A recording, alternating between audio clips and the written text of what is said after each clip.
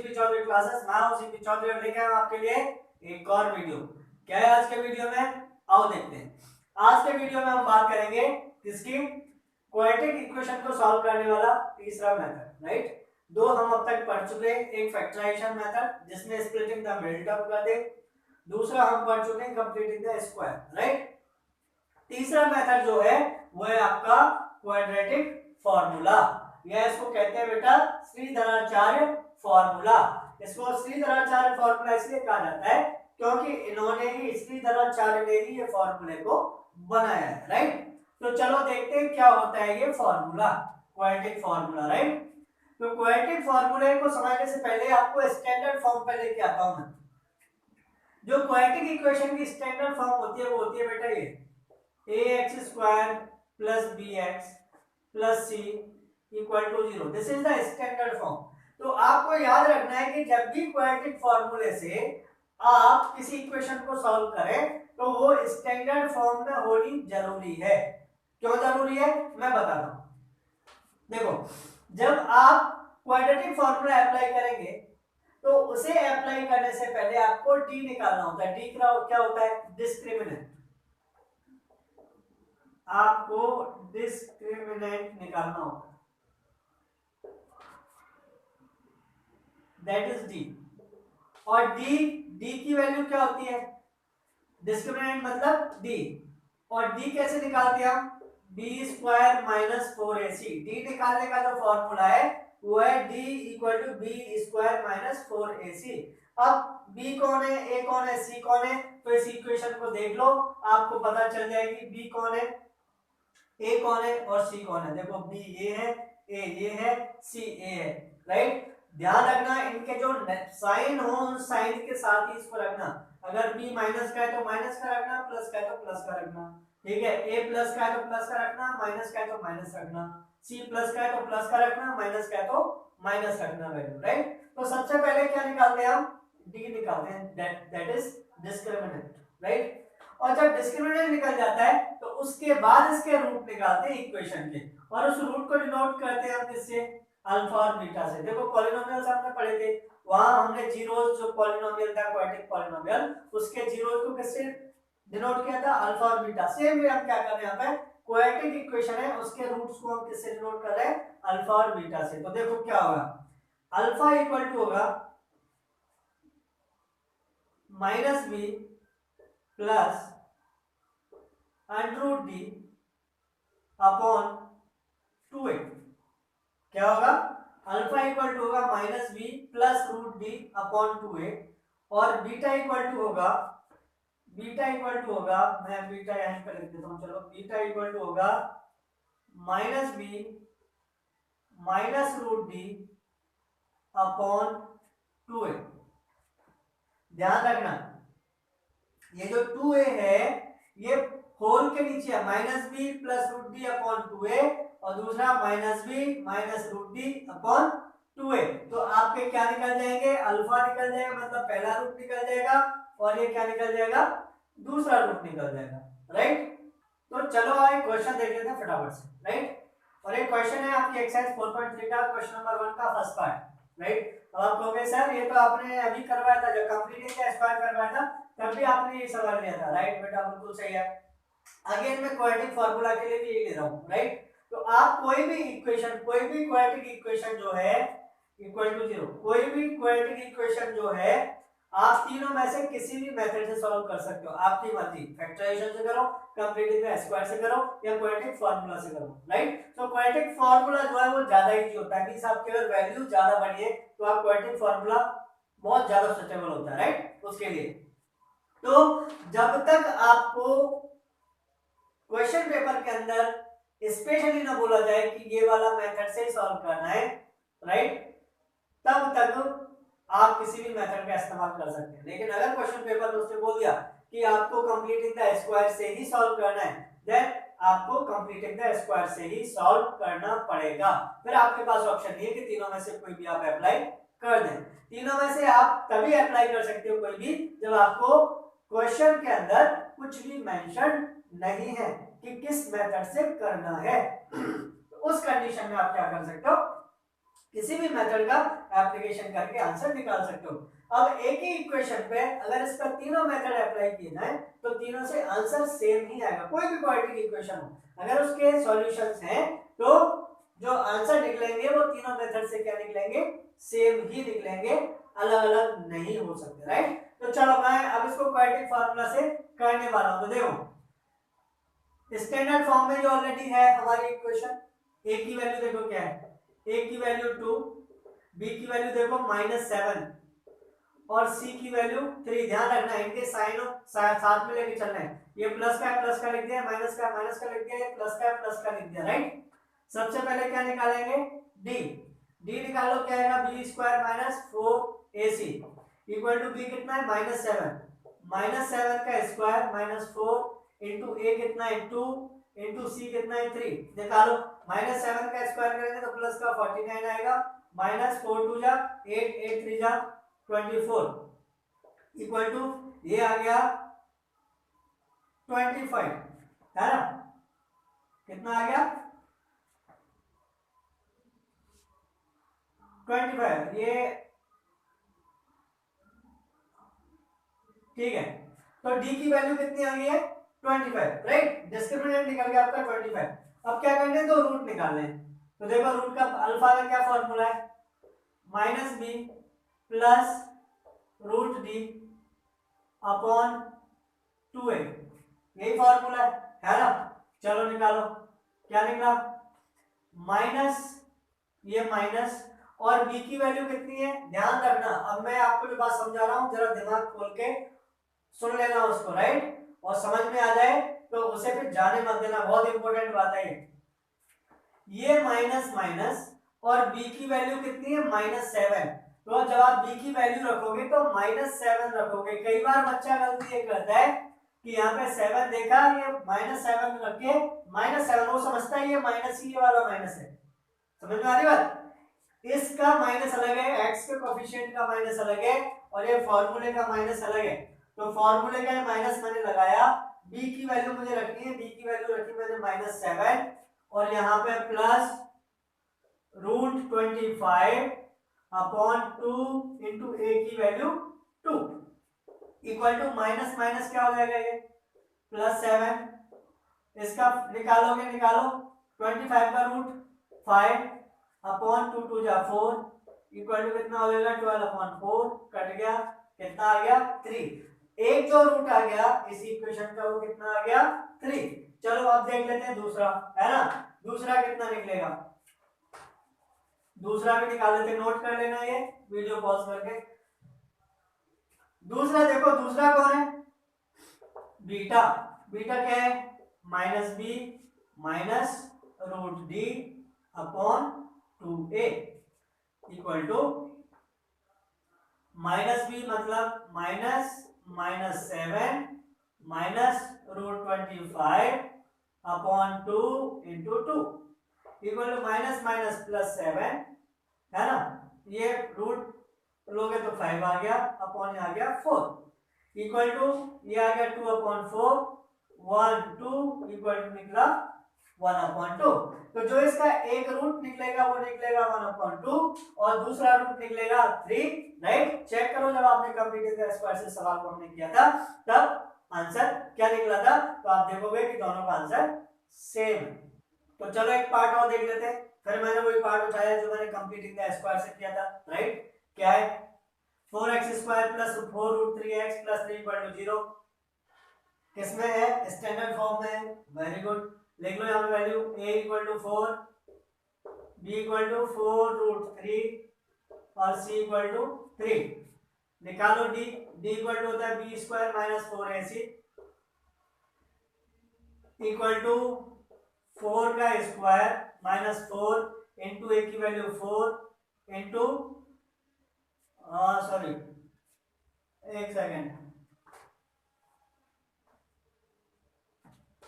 d equal to होगा बेटा 4√3 का स्क्वायर -4 इंटू 4 इंटू 3, ए की वैल्यू 4 सी की वैल्यू 3, राइट। करो 4 4 जा 16 16 इंटू 3 48 माइनस 4 4 जा 16 16 3 जा 48 इक्वल टू क्या आ गया 0, राइट, 0 आ गया। अब मैं आपको आगे चलते हैं, चलो अल्फा निकाल लो, अल्फा निकाल लो। अल्फा इक्वल टू आएगा क्या minus B plus root D upon 2a equal to B की वैल्यू कितनी है 4√3 माइनस 4√3 प्लस क्या √0 अपॉन क्या आ गया 2a मतलब 2 इंटू 4 राइट, कितनी निकली 4 से 4 कट हो गया इक्वल टू माइनस √3/2 एक वैल्यू तो ये निकली, राइट। और दूसरी क्या निकली, देखो दूसरी क्या निकलेगी,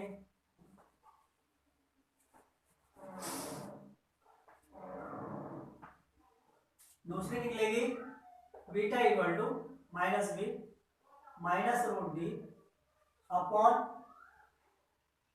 2 into A upon 2a equal to minus 4√3 minus और ये अगेन 0 होगा और क्या आ जाएगा नीचे 2 इंटू 4 अगेन 4 से 4 कट गया, क्या आएगा माइनस √3/2। तो देखो जो जीरोस निकलेंगे दोनों कैसे निकलेंगे इक्वल निकलेंगे, कितने माइनस √3/2।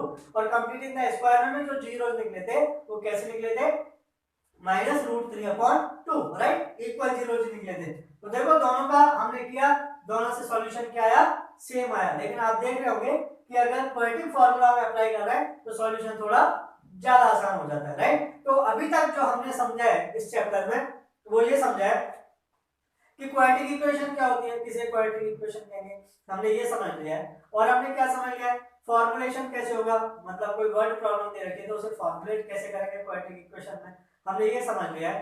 तीसरी चीज हमने ये समझ लिया कि कौन कौन से मेथड हैं जिनसे हम इसको किसी भी क्वाड्रेटिक इक्वेशन को सॉल्व कर सकते हैं। तो वो 3 मेथड्स हैं, फैक्टराइजेशन मतलब splitting the middle term, completing the square और quadratic formula that is Shridharacharya formula, right.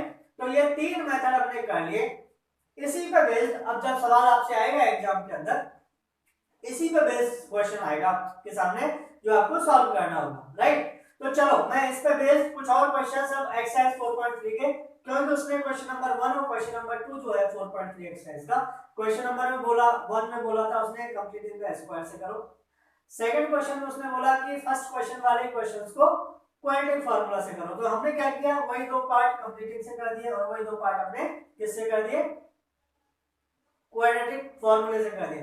तो ऐसे करके हमारे 2 क्वेश्चंस क्या हो गए कंप्लीट हो गए, क्योंकि सेकंड कोई क्वेश्चन है ही नहीं। सेकंड क्वेश्चन में क्या है कि भाई जो फर्स्ट के जो पार्ट है वही सॉल्व करो किससे क्वाड्रेटिक फार्मूले से, राइट। तो चलो अब आगे हम कुछ और क्वेश्चंस इसके करने जा रहे हैं एक्सरसाइज 4.3 के, राइट। तो चलो उन्हें देख लेते हैं। नाउ देखो क्वेश्चन नंबर 3, राइट। तो क्वेश्चन नंबर 3 में देखो क्या 2 पार्ट है इसके क्वेश्चन नंबर 3 के। पहला x - 1/x = 3 x is not equal to 0, यानी x की वैल्यू 0 नहीं हो सकती। और दूसरा 1/x + 4 - 1/x - 7 = 11/30, राइट। यहाँ पे x की वैल्यू क्या नहीं होनी चाहिए -4 और 7 नहीं होनी चाहिए, राइट।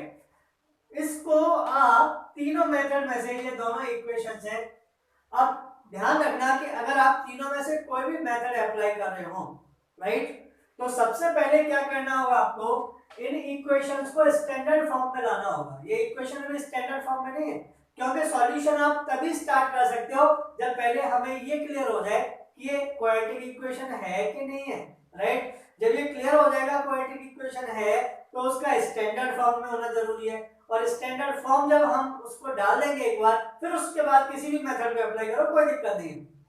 तो यहाँ जो सवाल उसने किया find the root of the following equation, तो उसने आपको मेथड नहीं बोला कि आपको कौन सा अप्लाई करना है, उसने कहा कि आपको रूट्स फाइंड आउट करें। अब आपकी मर्जी, अगर आपको फैक्टराइजेशन बहुत अच्छे से आता है वो अप्लाई करो, अगर आपको कंप्लीटिंग द स्क्वायर अच्छे से आ गया दिमाग में सेट हो गया वो अप्लाई कर दो, आपको लगता है क्वाड्रेटिक फार्मूला आपके लिए ज्यादा इजी है वो अप्लाई करो, what is the problem, right. लेकिन प्रॉब्लम क्या है, प्रॉब्लम ये है कि इन इक्वेशंस को पहले क्या करना होगा, क्या करना होगा, क्या करना होगा, यस, इनको पहले क्वाड्रेटिक इक्वेशन की फॉर्म में लाना होगा, सबसे बड़ी बात ये, राइट। तो देखो क्या करोगे आप, कुछ नहीं, जो अलजेब्रा में अभी तक आप सीखते चले आए हो, 8th में सीखा, 9th में सीखा, 10th में, राइट, अब 10th आ गया, पॉलिनोमियल्स में सीखा, अब वही चीजें अप्लाई कर देंगे यहाँ पे। आ जाओ यहाँ पे, राइट। तो यहाँ क्या करें, मैं पहला वाला सॉल्यूशन ले लेता हूँ, सॉल्यूशन फर्स्ट का, और क्वेश्चन है x minus 1/x equal to 3, right. तो क्या कर सकते हैं हम यहाँ, देखो ये फ्रैक्शन है ना, ये फ्रैक्शन नहीं है।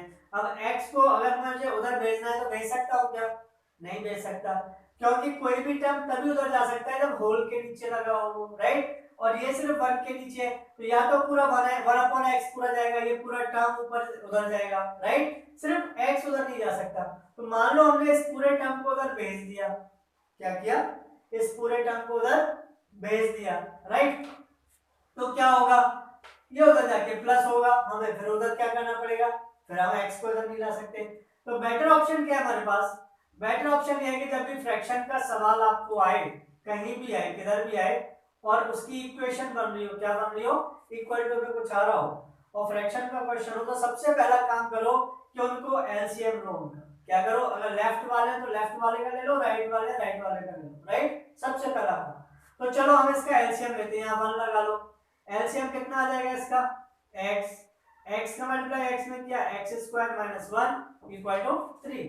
अब हम x को उधर भेज सकते हैं क्योंकि x होल के नीचे आ गया। तो चलो कर दो ट्रांसपोज, ट्रांसपोज करोगे तो आएगा x² - 1 इक्वल टू 3x, और 3x को भी इधर ले आओ तो क्या हो जाएगा, x² - 3x - 1 इक्वल टू 0। देखो ये जो हमारी ये जो बिखरी पड़ी थी इक्वेशन, वो किस फॉर्म में आ गई है, क्वाड्रेटिक इक्वेशन की स्टैंडर्ड इक्वेशन की फॉर्म में आ गई है, राइट। क्वाड्रेटिक इक्वेशन किस फॉर्म में आ गई, स्टैंडर्ड। अब इसके बाद आपको जो भी लगाना है, चाहे क्वाड्रेटिक फार्मूला लगाओ, कंप्लीट स्क्वायर लगाओ, फैक्टराइजेशन, तीनों से एक ही आंसर आएगा। तो I am not going to solve it, मैं इसको यहीं पे छोड़ रहा हूं, आप खुद से करो और आंसर निकालो, पता चल जाएगा आपको। अगर आपके पास बुक है तो चेक कर लेना, आप चाहो तो ऑनलाइन भी इसका आंसर निकाल के देख सकते हो। एनसीईआरटी के सॉल्यूशंस हर जगह अवेलेबल है, बहुत सारी साइट्स आपको प्रोवाइड करा रही है। फिर भी अगर आप अपनी जहमत नहीं उठाना चाहते तो आप क्या कर सकते हैं, आप सीधे कमेंट बॉक्स में आंसर डाल दो, मैं आपको बता दूंगा कि आपका आंसर सही है या गलत है, राइट। चलो आ जाओ, अब दूसरी पे आ जाओ, दूसरी वाले भी फटाफट सॉल्व कर देते हैं। देखो क्या है, दूसरा सेकंड पार्ट है इसका।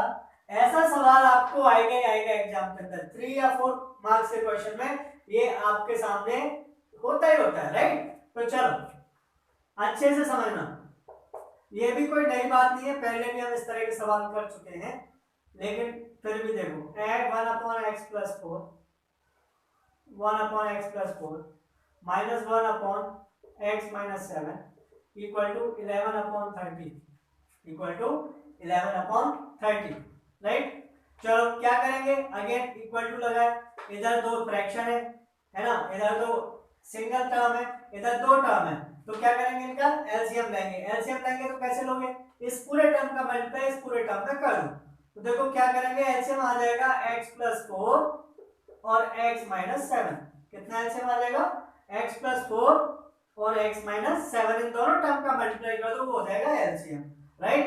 अब x + 4 का मल्टीप्लाई 1 में और x - 7 का क्रॉस मल्टीप्लिकेशन कर दो, तो यहाँ आ जाएगा x - 7 ब्रैकेट में, ये माइनस को मत भूल जाना, माइनस x + 4 का मल्टीप्लाई 1 में करोगे तो इसे भी किस में रखना है, ब्रैकेट में ही रखना। ध्यान रखना, जब भी आप अलजेब्रा के अंदर ये सब करते हो तो आपको ब्रैकेट में रखना है, क्योंकि ये पूरा एक टर्म है। अगर आपने इसको ब्रैकेट नहीं लगाया और ऐसे रख दिया -x + 4, तो ये गलत हो जाएगा बेटा। कैसे गलत हो जाएगा, इसके जब उधर जाएगा ना तो इनके दोनों के साइन चेंज होंगे, सिर्फ x माइनस का नहीं होगा, 4 भी माइनस का होगा। तो बेटर ऑप्शन ये है कि आप क्या करो, ये पूरा एक टर्म है, जब उधर लेके जाओगे मल्टीप्लाई करोगे तो उस पर क्या लगा दो, ब्रैकेट लगा दो, ताकि जब आप ब्रैकेट खोलोगे तो आपको पता चल जाएगा प्लस का कौन रहेगा, कौन माइनस का होगा, वो सब चीजें आपको क्लियर हो जाएंगी। तो चलो अगला स्टेप निकालो, क्या होगा, देखो करो, इसको ऊपर वाले को खोल दो, x - 7 - x - 4, और नीचे इनका मल्टीप्लाई कर दो, x + 4 x - 7, है ना, क्या आ जाएगा ये, x × x x² x × -7 -7x, 4 plus का 4x और माइनस का 28 माइनस का 28 इक्वल टू 11/30। ठीक, करो सॉल्व। देखो x से x कैंसिल आउट हो गया, क्या बचा ये -7 -4 -11 अपॉन ये कितना हो जाएगा x² -7x प्लस का 4x माइनस का 3x x² माइनस का 3x माइनस का 3x माइनस का 28 है इक्वल टू 11/30। क्या हो जाएगा 11/30। चलो तो देखो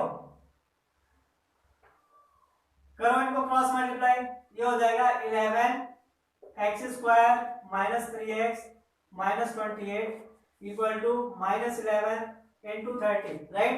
तो देखो बेटा 11 से 11 ये कैंसिल आउट हो जाएंगे, क्या हो जाएंगे इक्वल टू के दोनों साइड में 11 है तो क्या हो जाएगा दोनों ही मल्टीप्लाई हो रहे हैं कैंसिल आउट हो जाएंगे। तो क्या बचेगा यहाँ पे इधर x² minus 3x minus 28 equal to minus का 30 हो गया, -1 इंटू 30 माइनस का 30 और -30 को उधर ले आओ, क्या हो जाएगा x² माइनस 3x माइनस 28 ये प्लस 30 इक्वल टू 0 और इसको सॉल्व करो क्या आएगा ये x² minus 3x plus 2 equal to 0। ये आपकी बन गई इक्वेशन। इसके बाद आपका मन आपकी मर्जी जो मर्जी आप इस पे क्या करो मेथड अप्लाई करो, there is no problem, right. तो ये दो पार्ट थे जो हमने सॉल्व कर लिए, इक्वेशन बना के मैंने आपको दे दिए। अब आपका काम है कि आप इन पे मेथड अप्लाई करो जो आपका मन करता है वो, चाहे फैक्टराइजेशन, कंप्लीटिंग द स्क्वायर या quadratic formula, it is your choice और आंसर फाइंड आउट करो। चलो बच्चों अब देखते हैं कुछ वर्ड प्रॉब्लम्स, राइट। तो देखो जो फोर्थ क्वेश्चन है आपका वो एक वर्ड प्रॉब्लम है और क्या है मैं पढ़ देता हूं आपके सामने। वो है the sum of the reciprocals of Rehman's ages in years 3 years ago and 5 years from now is 1/3, find his present age। देखो क्वेश्चन मैंने आपके स्क्रीन पे डाल भी दिया है, राइट, तो आप खुद भी पढ़ सकते हो। तो देखो क्या कह रहा है, वो कह ये रहा है कि जो रहमान की 3 years पहले की एज है और आज से 3 साल पहले की जो एज है और आज के 5 साल बाद वाली जो एज है, दोनों का रेसिप्रोकल करके अगर ऐड कर दें हम तो आंसर क्या आएगा 1/3 आता है, राइट। तो उसने पूछा कि आपसे find the present age of Rahman, right. तो जो भी पूछा है उसी को x ले लो, let the Rahman's present age be x years. हम क्या मान लेंगे कि आज जो रहमान की एज है वो कितनी है x इयर्स, राइट। तो चलो 3 साल पहले कितनी होगी, अगर आज x इयर्स है तो 3 इयर्स पहले कितनी होगी बताओ, राइट। अगर आज आपकी एज 15 इयर्स है तो 3 साल पहले कितनी थी, बिल्कुल सही 12 इयर्स। कैसे पता चला, आपने क्या किया 15 में से 3 माइनस कर दिया, आपको पता चल गया 12 इयर्स थी, राइट। अगर आज आपकी एज रहमान की एज x इयर्स है, 3 इयर्स पहले कितनी होगी, सिंपल बात 3 माइनस कर दो तो कितनी होगी 3 इयर्स पहले जो उसकी एज होगी कितनी होगी x माइनस 3 इयर्स, राइट। अच्छा अब आज के 5 साल बाद कितनी होगी, मान लो अभी आपकी एज 15 इयर्स है, राइट। आफ्टर 5 इयर्स आप कितने के हो जाओगे, बिल्कुल सही कहा आपने 20 इयर्स। कैसे पता चला आपको, आपकी जो प्रेजेंट एज है आपने उसमें क्या किया 5 ऐड कर दिया, राइट। तो हमने क्या करना है रहमान की जो प्रेजेंट एज है उसमें 5 ऐड कर दो तो पता चल जाएगा उसकी 5 साल के बाद आफ्टर 5 इयर्स क्या एज होगी, राइट। तो हमने क्या किया उसकी प्रेजेंट एज में 5 इयर्स प्लस कर दिए तो उसकी 5 साल के बाद की एज मिल गई। अब क्वेश्चन क्या कह रहा है कि अगर 3 साल पहले जो एज थी और 5 साल के बाद जो एज होगी दोनों का रेसिप्रोकल करके ऐड कर दें, दोनों का रेसिप्रोकल किया x - 3 का 1/x3 और x + 5 का 1/x + 5 और दोनों को ऐड कर दिया तो कितना आएगा 1/3। ऐसा क्वेश्चन में क्या बेटा मैं नहीं करा है ना, ऐसा क्वेश्चन कह रहा है कि दोनों के रेसिप्रोकल को ऐड कर दोगे तो कितना आएगा 1/3 आएगा, है ना। तो चलो ठीक है, अब ये हमें मिल गई कंडीशन हमने डाल दी। अब क्या करना है हमें इससे पहले तो क्वाड्रेटिक इक्वेशन बनानी है और क्वाड्रेटिक इक्वेशन बनाने के बाद उसके बाद हमें क्या कर देना उसको सॉल्व कर देना, हमें हमारा आंसर मिल जाएगा। तो चलो क्वाड्रेटिक इक्वेशन मैं बना देता हूं इसकी और सॉल्यूशन आप फाइंड आउट कर लेना तीनों में से कोई भी एक मेथड लगा के। कौन से तीन method, factorisation, completing the square और क्वाड्रेटिक फार्मूला, राइट। चलो तो चलो बनाता हूं मैं कैसे, एलसीएम लेंगे। एलसीएम कैसे, देखो अलजेब्रा में एलसीएम सीधे मल्टीप्लाई कर दो, राइट। तो चलो एलसीएम ले लो, x minus 3 x plus 5, x plus 5 को 1 में मल्टीप्लाई करोगे, ध्यान रखना अगेन मैं आपको बता रहा हूँ ब्रैकेट में रखना, ये प्लस लगाओ x माइनस 3 ब्रैकेट में इक्वल टू 1/3। चलो कर लो इसको सॉल्व, ये आ जाएगा, खोल दो bracket, x plus 5 plus x minus 3, ये ब्रैकेट मैंने हटा दिया है, x प्लस 5 में ब्रैकेट आया प्लस लगा हुआ है बीच में x माइनस 3, और नीचे इनको मल्टीप्लाई कर दो बेटा, x into x x square, x into 5 plus का 5x minus 3 into x minus 3x और माइनस 3 इंटू 5 माइनस का 15 इक्वल टू कितना आ जाएगा 1/3, राइट।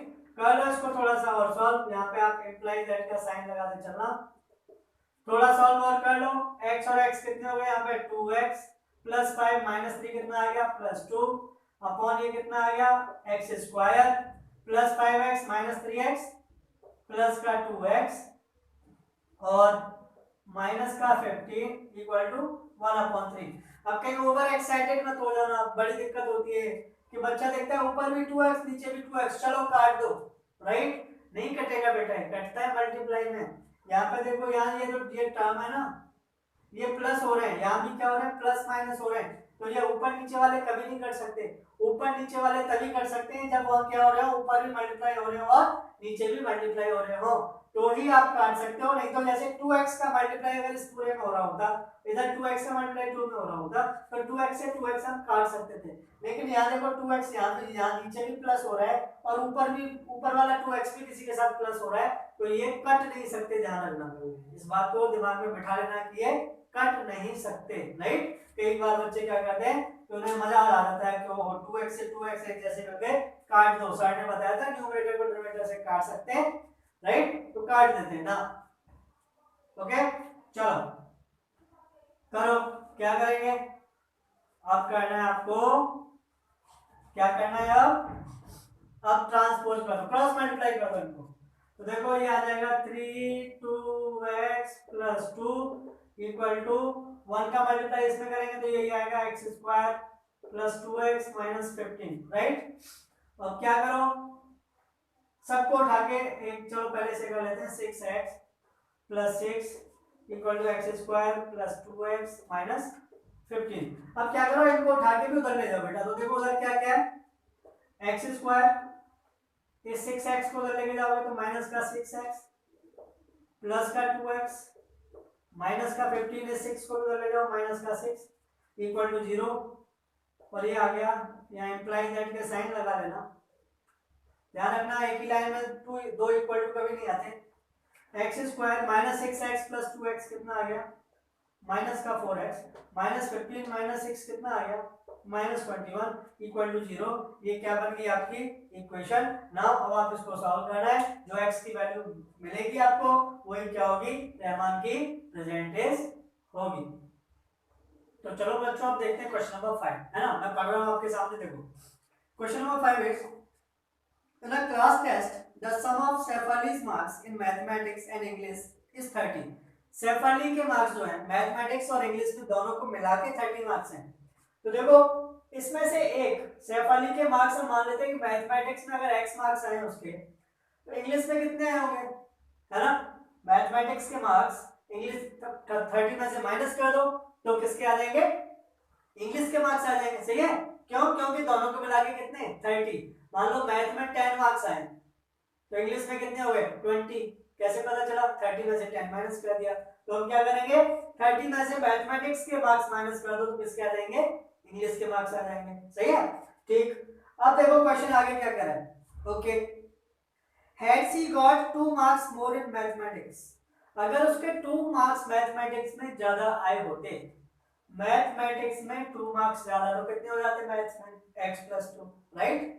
और आगे क्या लिखा है, and 3 marks less in English, और इंग्लिश में 3 मार्क्स कम आए होते, यानी इंग्लिश में कितने थे 30 माइनस एक्स माइनस 3, है ना, 30 माइनस एक्स मार्क्स थे ना, उसमें से 3 और लेस कर दो, तो क्या आगे क्या, the product of their marks the product of their marks, ये जो मार्क्स है इनका प्रोडक्ट कितना होता, वुड हैव बीन 210, कितना होता 210, right. Find the marks in the two subjects, आपको दो सब्जेक्ट के, दोनों सब्जेक्ट के मार्क्स पता करने हैं। तो देखो मैंने यहीं पे इसको छोड़ दिया है, क्यों, क्योंकि आपको ही इसकी क्वाड्रेटिक इक्वेशन बनानी है, आपको इसको सॉल्व करना है। x की जो वैल्यू निकलेगी वो मैथ्स के मार्क्स होंगे, x की वैल्यू को 30 में से माइनस कर देना, वो किसके मार्क्स हो जाएंगे, इंग्लिश के मार्क्स हो जाएंगे, राइट। तो मैथ्स और इंग्लिश के मार्क्स आप इसके ऐसे करके कैलकुलेट कर सकते हो। Now I am coming to question number 6। अगर कोई प्रॉब्लम हो तो कमेंट बॉक्स में डाल देना, मैं आपको क्लैरिफिकेशन दे दूंगा। Now coming to question number 6, देखो the diagonals of a rectangular field is 60 metres more than the shorter side. Diagonals देखो, ये एक मैं बना देता हूं, यहां पे मान लो एक रेक्टेंगल है, ये एक रेक्टेंगल है, ठीक, और ये इसके डायगोनल है, ओके। क्या कह रहा है ये, the diagonals of a rectangular field is 60 more meters more than the shorter side।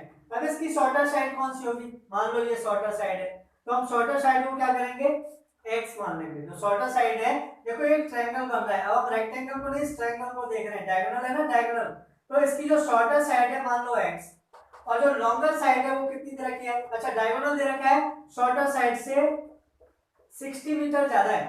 क्या बोला इसने, the diagonal of a rectangular field is 60 meters more than the shorter side। तो shorter side को हमने मान लिया x, देखो shorter side को हमने मान लिया x, तो diagonal कितना हो गया x plus 60, diagonal हो गया x plus 60, और नीचे क्या दिया हुआ उसने, if the longer side is 30 meters more than the shorter side।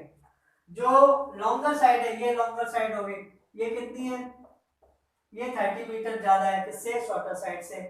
अब क्या पता करना है आपको, आपको पता करना है find the sides of the field, इस फील्ड की साइड पता करनी है, मतलब लेंथ और ब्रेथ पता करनी है। कुल मिला के बात ये, आपको ये लेंथ है और ये ब्रेथ है, इसका पता करना है, राइट। कैसे करोगे, देखो जरा ये क्या बन रहा है, रेक्टेंगल के चार एंगल 90 डिग्री के होते हैं, तो अगर आप इसको देखोगे तो एक रेक्टेंगल बना, क्या बना बेटा, रेक्टेंगल, और रेक्टेंगल सॉरी राइट ट्रायंगल बना, और राइट ट्रायंगल का नाम आपके दिमाग में आते ही क्या चीज क्लिक करनी चाहिए, पाइथागोरस थ्योरम। अगर हमें क्वाड्रेटिक इक्वेशन बनानी है तो वहां पे कौन वर्क करेगा, पाइथागोरस थ्योरम। तो चलो निकाल दो, लगा दो इसमें पाइथागोरस थ्योरम, तो आपको मिल जाएगा आपका जवाब। क्या होता है Pythagoras theorem, equal to hypotenuse का स्क्वायर इक्वल टू परपेंडिकुलर का स्क्वायर प्लस बेस का स्क्वायर, कितना आएगा, देखो x प्लस 60 का स्क्वायर इक्वल टू क्या हो जाएगा, x square plus x plus 30 का स्क्वायर। इसको क्या कर देना, सॉल्व कर देना, सॉल्व कर दोगे आपकी क्वाड्रेटिक इक्वेशन बन जाएगी, क्वाड्रेटिक इक्वेशन बन जाएगी। उसके बाद x की वैल्यू निकाल लेना, x की वैल्यू निकालने के बाद जो वैल्यू निकलेगी वो होगी आपकी शॉर्टर साइड, उसमें 30 ऐड कर देना है x की वैल्यू में, तो लॉन्गर साइड निकल जाएगी, 60 ऐड कर देना, डायगोनल निकल जाएगा। लेकिन डायगोनल हमें निकालने की जरूरत नहीं है, हमें सिर्फ लेंथ और ब्रेथ निकालनी है। तो x आपकी ब्रेथ होगी और x में 30 प्लस कर दोगे तो क्या हो जाएगी, लेंथ निकल जाएगी, राइट। तो ये दो क्वेश्चंस आपको खुद से करने हैं, इनको सॉल्व भी आपको खुद ही करना है। देखो इसमें a प्लस बी का होल स्क्वायर के आइडेंटिटी लगाना, इसमें भी a प्लस बी का होल स्क्वायर के आइडेंटिटी लगाना, दोनों साइड ओपन करके उसके बाद सबको एक साइड में ले लेना, इक्वल टू 0 लगा देना, बन जाएगी आपकी क्वाड्रेटिक इक्वेशन। चलो बच्चों कुछ और क्वेश्चंस डिस्कस करते हैं। अगला क्वेश्चन है question number 7। The difference of squares of two numbers is 180. The square of the smaller number is 8 times the larger number. Find the two numbers. Right? ध्यान से पढ़ना अगेन, दो नंबर्स का square का सम कितना है, 180, राइट, स्क्वायर का सम, right. जो छोटा वाला है, छोटे वाले का जो स्क्वायर है वो बड़े वाले का 8 टाइम्स है, तो हम क्या करेंगे, लार्जर वाले को x मानेंगे, let the larger number be x, right. और जो स्मॉलर है उसका स्क्वायर, स्क्वायर ऑफ स्मॉलर कितना है, इस लार्जर वाले का 8 टाइम, कितना हो गया 8x, राइट। तो स्क्वायर स्मॉलर का स्क्वायर तो आ गया 8x, और लार्जर नंबर x है, इसका स्क्वायर अभी तक निकाला नहीं हमने, राइट। और हमें क्या करना है, दोनों का स्क्वायर ऐड करके 180 आता है, ये सवाल में दिया हुआ है। तो देखो क्या इक्वेशन बनेगी, लार्जर का स्क्वायर, सॉरी सम नहीं डिफरेंस है, लार्जर का स्क्वायर माइनस स्मॉलर का स्क्वायर इक्वल टू 180। दोनों के स्क्वायर का सम कितना है 180, राइट। दिमाग में ऐसा तो नहीं आ रहा 8x में से x स्क्वायर माइनस क्यों नहीं किया, x स्क्वायर में से 8x माइनस क्यों किया, क्योंकि बेटा हमेशा लार्जर नंबर का स्क्वायर ही बड़ा होगा ना, स्मॉलर का थोड़ी बड़ा हो जाएगा। तो इस लार्जर नंबर x है और उसका स्क्वायर होगा x square, smaller square 8x है, राइट। तो वो 8x ही रहेगा क्योंकि वो ऑलरेडी स्क्वायर है, राइट। तो x square minus 8x equal to 180 और 180 को इधर ले आओ ट्रांसपोज करके तो बनेगा आपका x square minus 8x minus 180 equal to 0। ये मिल गई आपको क्वाड्रेटिक इक्वेशन। अब तीनों मेथड में से कोई भी मेथड अप्लाई करो और अपना आंसर फाइंड आउट कर लो। Now coming to question number 8। 8th question जो आपका डिस्टेंस स्पीड टाइम का, देखो a train travels 360 kilometre at a uniform speed. एक ही स्पीड पे ट्रेन चल रही है, कितने 360 किलोमीटर। इसके बाद if the speed had been 5 km per hour more it would have taken 1 hour less for the same journey। अगर उस ट्रेन की स्पीड जो है 5 किलोमीटर पर आवर बढ़ा दी जाए तो ये ट्रेन 1 घंटा कम लेती। जो एक्चुअल में इसने टाइम लिया है पहले जैसे स्पीड से आई है उसमें 5 किलोमीटर की और स्पीड ऐड कर दें तो 1 घंटा जर्नी क्या हो जाएगी, कम हो जाएगी। आपको क्या करना है, आपको फाइंड आउट करना है ट्रेन की ओरिजिनल स्पीड क्या थी, राइट। तो देखो let the speed of the train be x kilometre per hour. हम ये मान लेते हैं कि जो ट्रेन चल रही थी वो किस स्पीड पे चल रही थी, x किलोमीटर पर आवर की स्पीड पे, और डिस्टेंस हमें दे रखी है 360 किलोमीटर। 360 किलोमीटर ये चली है तो देखो टाइम कितना लिया होगा इसने, जो ओरिजिनल स्पीड में चल रही थी उस टाइम पे उसको हमने डिनोट किया t1 से। तो t1 equal to d upon s, right, equal to देखो d अपॉन s मतलब डिस्टेंस अपॉन स्पीड, डिस्टेंस 360 की, speed x kilometre per hour की। अब आ जाओ दूसरी कंडीशन में, ये हो गया t1 मतलब पहले ओरिजिनल टाइम जो उसने लिया होगा।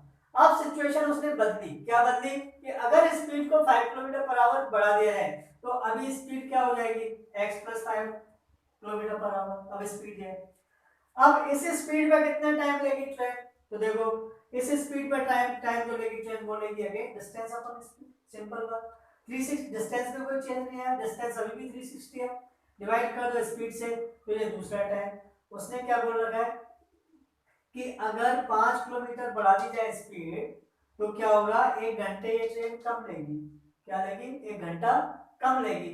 इसका मतलब देखो यहाँ जो टाइम लिया है और यहाँ जो टाइम लिया है इन दोनों टाइम में कितने का डिफरेंस है, कितने का डिफरेंस है 1 घंटे का। अगर मान लो इसने यहाँ पे 10 घंटे का टाइम लिया तो यहाँ कितना लेगी 9 घंटे, समझ में आ रही बात। अगर मान लो इसने यहाँ पे 5 घंटे टाइम लिया तो यहाँ पे कितने लेगी 4 घंटे, सिंपल बात है। या स्पीड बढ़ गई, स्पीड बढ़ेगी तो टाइम कम लेगी, राइट, ठीक। अब हमें इन दोनों का डिफरेंस क्या पता है 1 है, तो देखो यहाँ लिखेंगे अकॉर्डिंग टू क्वेश्चन क्या t1 minus t2 equal to 1, क्या लिखेंगे t1 minus t2 equal to 1।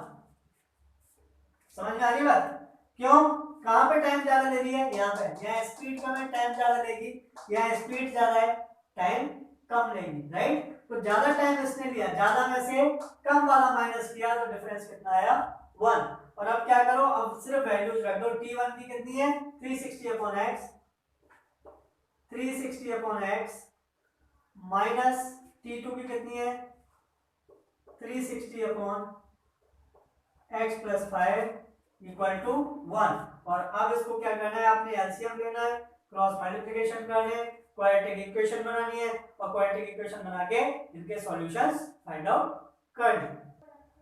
चलो अब देखो बेटा question number 9। 2 water taps together can fill a tank in 9 3/8 hours. The tap of larger diameter takes 10 hours less than the smaller one to fill the tank separately. Find the time in which each tap can separately fill the tank. Right? चलो देखो, तो हम क्या करते हैं कि हमने मान लिया कि time taken bye smaller pipe कितना है x hours, right. Larger pipe उसी टैंक को भरने में कितना टाइम लेगा 10 आवर्स कम लेता है, किससे, स्मॉलर पाइप से। तो स्मॉलर पाइप अगर x आवर्स ले रहा है तो लार्जर वाला कितना लेगा 10 घंटे कम लेगा, मतलब x - 10, राइट। और दोनों मिला के जब दोनों टैंक को फिल अप करते हैं तो कितना टाइम लेते हैं 9 3/8 आवर्स दैट इज इसका अगर आप इम्प्रॉपर फ्रैक्शन बनाओगे तो बनेगा 75/8 आवर्स, राइट। ये बेसिक डिटेल्स है जो आपकी बुक में गिवन है, ओके। अब चलो यहां से आगे। तो देखो क्वेश्चन नंबर 8 में आपने टाइम एंड वर्क के सवाल किए थे, है ना। रेशियो एंड प्रोपोर्शन था, उसी में एक था आपका time and work. Time and work के भी क्वेश्चंस उसमें थे। आप याद करो ये क्वेश्चन ऐसा कुछ वहां भी था, राइट। पर चलो कोई बात नहीं। ए पाइप पे इतने में भरता है, बी इतने में भरता है, दोनों मिला के इतने में भरते हैं, सी कितने में भरते हैं, ऐसे कुछ थे, राइट। तो चलो मैं आपको लेके चलता हूं अब इसके सॉल्यूशन पे। अगर स्मॉलर पाइप किसी टैंक को फिल करने में x आवर ले रहा है, राइट, और टैंक को मानेंगे हमेशा कितना 1, यानी जो वर्क हुआ टोटल कितना 100% ही हो सकता है ना काम, उससे ज्यादा तो होगा नहीं। तो 100% का मतलब होता है 1। देखो 100%, कोई काम जब 100% होता है तो परसेंट का मतलब क्या होता है 100/100, दैट इज 1। तो किसी भी वर्क का कंप्लीट वर्क की अगर बात करें तो उसे क्या मानते हैं 1। तो x आवर्स में जो ये फिल कर रहा है टैंक को, वो कितना फिल टैंक करेगा, वो करेगा 1, यानी 1 टैंक फिल कर रहा है, सिंपल बात। अब देखो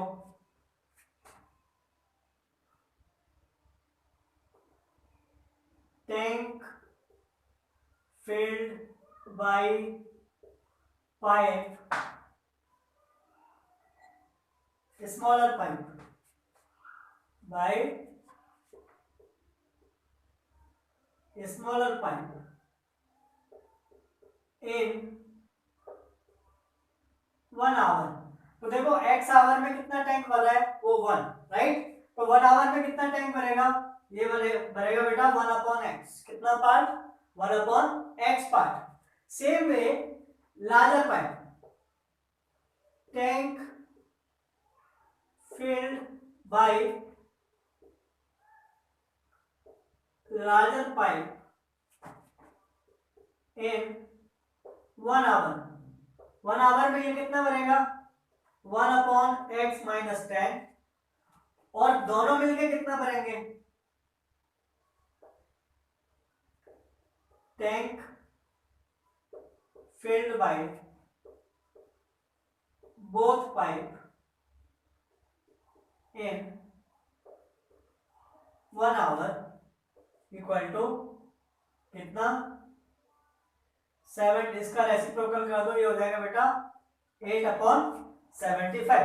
तो देखो स्मॉलर पाइप एक घंटे में इतना पार्ट भरेगा टैंक का, लार्जर पाइप एक घंटे में इतना पार्ट भरेगा टैंक का, और दोनों अगर खोल दिया जाए तो एक घंटे में इतना पार्ट भरेंगे टैंक का। समझ में आ रही बात। तो देखो इसका 1 घंटा और इसका 1 घंटा, इन दोनों ने एक घंटे में जितना पार्ट भरा, और ये दोनों मिलकर 1 घंटे में जितना पार्ट भरेंगे क्या होंगे, इक्वल होंगे, यानी सम ऑफ दिस इक्वल टू ये। तो आपको क्या करना है, अब आपको रख देना है अकॉर्डिंग टू क्वेश्चन, यहां रख दो 1/x plus 1/x minus 10 equal to 8/75। इस इक्वेशन को कर दो सॉल्व, एलसीएम लेके क्वाड्रेटिक इक्वेशन बना लो, x की वैल्यू निकाल लो, जो x की वैल्यू निकलेगी वो निकलेगा time taken bye smaller pipe, और उसमें से फिर 10 आवर्स माइनस कर देना तो निकल जाएगा time taken by larger pipe. Now question number 10 देखो पढ़ देता हूं आपके सामने। An express train takes 1 hour less than a passenger train to travel 132 kilometres between Mysore and Bangalore bracket without taking into consideration the time they stop at इमीडिएट stations. If the average speed of the express train is 11 km per hour more than that of the passenger train, find the average speed of the two trains. Right? दो train है, एक passenger और एक express. तो चलो हम late कर लेते हैं कि जो पैसेंजर ट्रेन है उसकी स्पीड 8 किलोमीटर पर आवर पर चल रही है, राइट। और उसने कहा है कि जो एक्सप्रेस ट्रेन है वो पैसेंजर ट्रेन से 11 किलोमीटर पर आवर की स्पीड से ज्यादा चल रही है, मतलब x plus 11 kilometre per hour की स्पीड से ये चल रही है, ठीक है। डिस्टेंस दोनों ने ट्रेवल की कितनी 132 किलोमीटर, ओके। तो चलो टाइम को भी लेट कर लेते हैं कि पैसेंजर ट्रेन ने मान लो लिया t1 और एक्सप्रेस ट्रेन ने कितना टाइम लिया t2, क्योंकि टाइम हमें पता नहीं कितना लिया, राइट। ना तो टाइम पता है हमें ना स्पीड पता है। तो चलो निकालो, देखो t1 इक्वल टू क्या डिस्टेंस अपॉन स्पीड। t1 किसका है पैसेंजर का, तो पैसेंजर ने डिस्टेंस कवर की 132 और टाइम स्पीड कितनी है उसकी x किलोमीटर पर आवर। तो ये क्या इतने आवर्स लेगी पैसेंजर ट्रेन, राइट। और दूसरा एक्सप्रेस ट्रेन कितनी लेगी, again d upon s distance upon speed, ये भी 132 किलोमीटर चली है लेकिन किस स्पीड पे, x plus 11 per hour kilometre per hour की स्पीड पे, राइट। नाउ ये ठीक वैसा ही क्वेश्चन है जो हमने अभी थोड़ी देर पहले एक ही ट्रेन का किया था कि अगर इस रेट पे चल रही तो ये और इस पे आती तो ये। यहाँ पे दो अलग अलग ट्रेन का दी है। अब देखो दोनों ट्रेनों के टाइम का डिफरेंस कितना है, 1 आवर, यानी 1 आवर कौन ज्यादा लेगा, पैसेंजर के एक्सप्रेस, पैसेंजर ट्रेन ज्यादा लेगी। पैसेंजर कौन सा है टाइम t1, तो यहाँ पे लिख दो, देखो अकॉर्डिंग टू क्वेश्चन क्या t1 minus t2 equal to 1 और t1 की वैल्यू क्या रखो यहाँ पे 132 upon x minus 132 upon x plus 11 equal to 1। इस इक्वेशन को 132 upon x plus 11 132 upon x minus 132 upon x plus 11 equal to 1। इस इक्वेशन को कर दो आप सॉल्व, बना दो क्वाड्रेटिक इक्वेशन। क्वाड्रेटिक इक्वेशन बना के तीनों में से कोई भी मेथड इस पे अप्लाई करो फटाफट से और आंसर निकाल के मेरे कमेंट बॉक्स में डाल दो, अगर मन करे तो, नहीं करे तो कोई बात नहीं, right. Now question number 11, sum of the areas of two squares is 468 meter square. Sum of the areas of two squares 468 meter square. If the difference of their perimeter is 24 meter, difference of their perimeter is 24 meter, find the sides of two squares. आपको क्या करनी है, जो दो square है उनकी side find out करनी है। क्या करनी है, टू स्क्वायर की साइड फाइंड आउट करनी है, ठीक है। तो चलो कर लेते हैं। यहां क्या करेंगे आप, यहां लेट करो, let the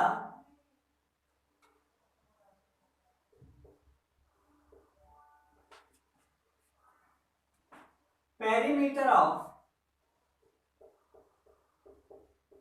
first square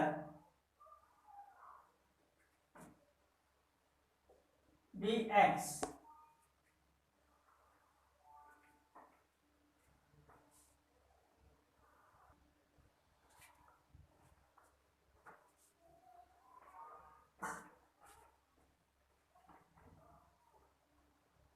and the perimeter of second square equal to x minus 24 metre. देखो एक को हमने x मीटर ले लिया, किसको, पेरीमीटर को लेना, ध्यान रखना। तो दूसरा कितना होगा, दूसरा इन दोनों के बीच में 24 का डिफरेंस है, पहले और सेकंड के। तो दूसरा देखो बड़ा भी हो सकता है 24 मीटर और छोटा भी हो सकता है, राइट। तो यहाँ पे आप x माइनस 24 भी ले सकते हैं और x प्लस 24 भी ले सकते हैं, दोनों ले सकते हैं, there is no problem. Answer same आएगा, आंसर पे कोई इफेक्ट नहीं आएगा, चिंता मत करना उसकी। तो यहाँ पे आप चाहे तो x और x माइनस 24 लो या x और x प्लस 24 लो, राइट। दोनों के पेरीमीटर आपने ले ली।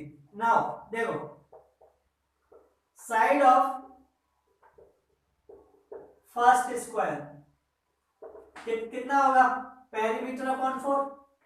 क्या होता है फॉर्मूला साइड का, स्क्वायर के पेरीमीटर आपको दे रखा है और साइड निकालनी है तो क्या करते हैं, पेरीमीटर को 4 से डिवाइड कर देते हैं, साइड निकल जाती है। तो देखो पहले वाला के पेरीमीटर कितना है x, इसको 4 से डिवाइड कर दो, क्या आ गई है, साइड आ गई किसकी, फर्स्ट स्क्वायर की। Now side of second square कितनी आएगी बेटा, पेरीमीटर कितना है x माइनस 24, इसको 4 से डिवाइड कर दो, इसकी साइड आ जाएगी, ठीक है। 24 को 4 से काटना मत, यहाँ ऊपर ऑपरेशन हो रहा है माइनस, कट नहीं सकता, ठीक है। ये आ गई इसकी, राइट। तो ये फर्स्ट वाले स्क्वायर की साइड ये है और सेकंड वाले की स्क्वायर की साइड ये है, और यहाँ पे क्या दिया हुआ है, sum of the area of two squares. और स्क्वायर का एरिया क्या होता है, साइड का स्क्वायर। तो मतलब पहले वाले स्क्वायर का एरिया प्लस दूसरे वाले स्क्वायर का एरिया इक्वल टू 468। तो पहले वाले स्क्वायर की साइड है x अपॉन 4, x अपॉन 4 का स्क्वायर, ये पहले वाले का एरिया निकल गया साइड का स्क्वायर।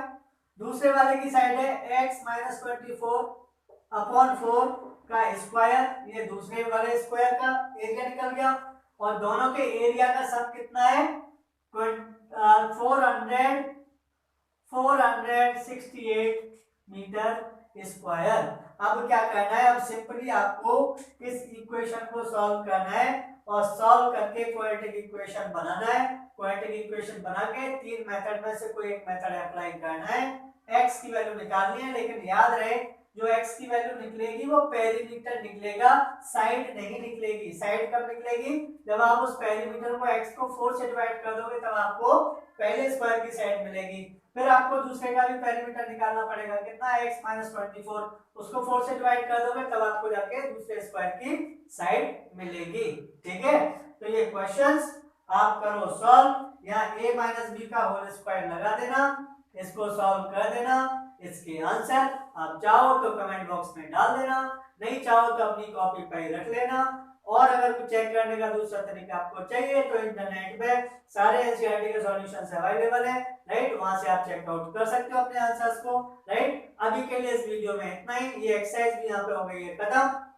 जल्दी इस चैप्टर के अगले टॉपिक पर भी वीडियो बनाऊंगा, अपलोड करूंगा। लेकिन तब तक के लिए आप खुश रहिए, स्वस्थ रहिए, मस्त रहिए और देखते रहिए आपका अपना YouTube channel CP Choudhary classes, क्योंकि अब पढ़ेगा नहीं सीखेगा इंडिया।